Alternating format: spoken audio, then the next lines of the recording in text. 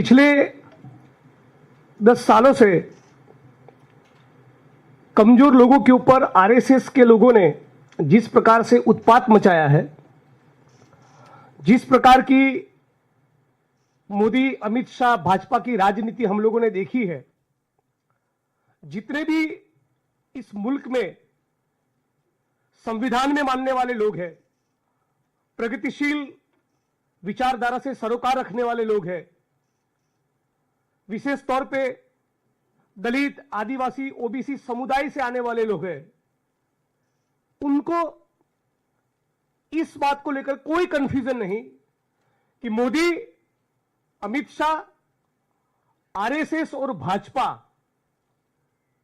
बाबा साहब अंबेडकर के संविधान में नहीं, केवल मनुस्मृति के संस्कारों में, मनुस्मृति के मूल्यों में यकीन रखते हैं। पास्ट में वो ये कह भी चुके हैं कि डॉक्टर बाबा साहब अंबेडकर के संविधान को समंदर में फेंक दो। ये लिख भी चुके हैं कि हमें भारत का संविधान नहीं, मनुस्मृति चाहिए। यह संघ परिवार के लोगों ने बकायदा लिखा हुआ है। और इसी सोच के कारण पिछले कुछ सालों के दौरान हम लोगों ने देखा कि दिल्ली की सड़कों पर संविधान की कॉपी को जलाया गया। हमने देखा कि किस प्रकार से रोहित वेमुला को आत्महत्या के लिए मजबूर किया गया, जिसको हम सांस्थानिक हत्या कहते हैं। हमने देखा कि किस प्रकार से बलात्कार का शिकार बनी हाथरस की बेटी का शव अंतिम दर्शन के लिए उसके परिवारजनों को नसीब नहीं हुआ। हम लोगों ने देखा कि किस प्रकार से गुजरात के ऊना में गाड़ी के साथ बांधकर 4 दलित युवकों को तब तक पीटा कि जब तक उनका चमड़ी न उतर जाए।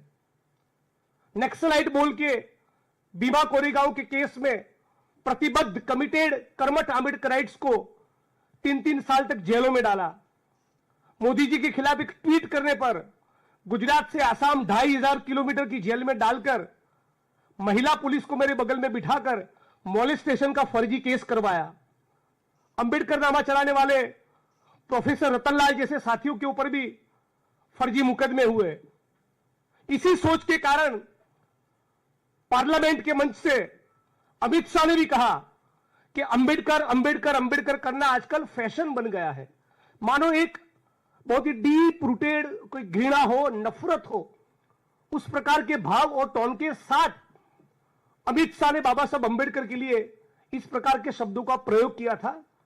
मतलब कि यह दिखाता है कि उनकी रगों में सिंदूर हो न हो, इन संघी भाजपाइयों की रगों में मनुस्मृति की धारा जरूर बहती है।